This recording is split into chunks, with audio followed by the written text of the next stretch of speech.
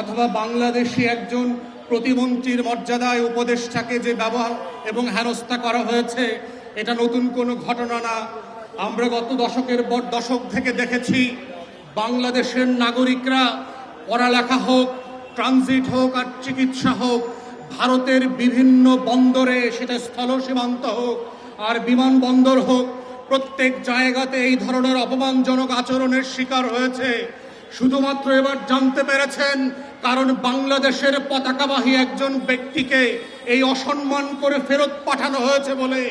আমরা বাংলাদেশের বর্তমান সরকার এবং ভারতবর্ষ যারা শাসন করছেন, আপনাদেরকে স্মরণ করিয়ে দিতে চাই, আপনাদের দালাল দাস আওয়ামী ফ্যাসিবাদ বাংলাদেশে ফিরবে না। বাংলাদেশ বদলে গেছে। দাসত্বের শৃঙ্খল এই দেশের মানুষ ভেঙে ফেলেছে, সেই দাসত্ব আর ফিরবে না। যারা প্রকাশ স্বর্গে বাস করছেন, আগামী দিনে আমাদের দেশের পতাকাকে অপমান করে পুষিনের চেষ্টা করে হাজার হাজার ভারতীয় নাগরিককে অনুপ্রবেশকারী বানিয়ে রাত 2টার সময় বিভিন্ন লোকেশনে ফেরত পাঠাচ্ছেন। মনে রাখবেন, বাংলাদেশ আওয়ামী ফ্যাসিবাদের সেই পুশিনার মেনে নেবে না। সীমান্ত হত্যার নামে যা শুরু করেছেন, এই সীমান্ত হত্যা যদি বন্ধ না করেন, বিজিবির সদস্যদের আচরণ থেকে যদি না শেখেন, সীমান্তবর্তী বাংলাদেশি নাগরিকদের অ্যাটিটিউড থেকে যদি না শেখেন, তাহলে প্রকাশ স্বর্গে বাস করছেন। দিল্লির আধিপত্যবাদ আমরা ত্রয়োদশ সংসদে মেনে নেই নাই, 13-14 সেঞ্চুরিতে মেনে নেই নাই।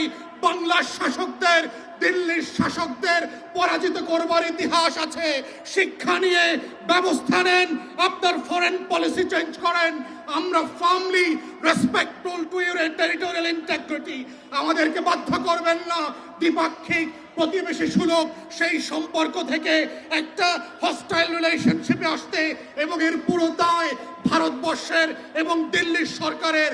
বাংলাদেশ সরকারকে বলবো, চোখে চোখ রেখে কথা বলেন।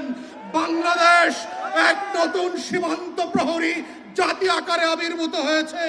নত জানু পররাষ্ট্র নীতির কোনো প্রয়োজন আর পড়বে না।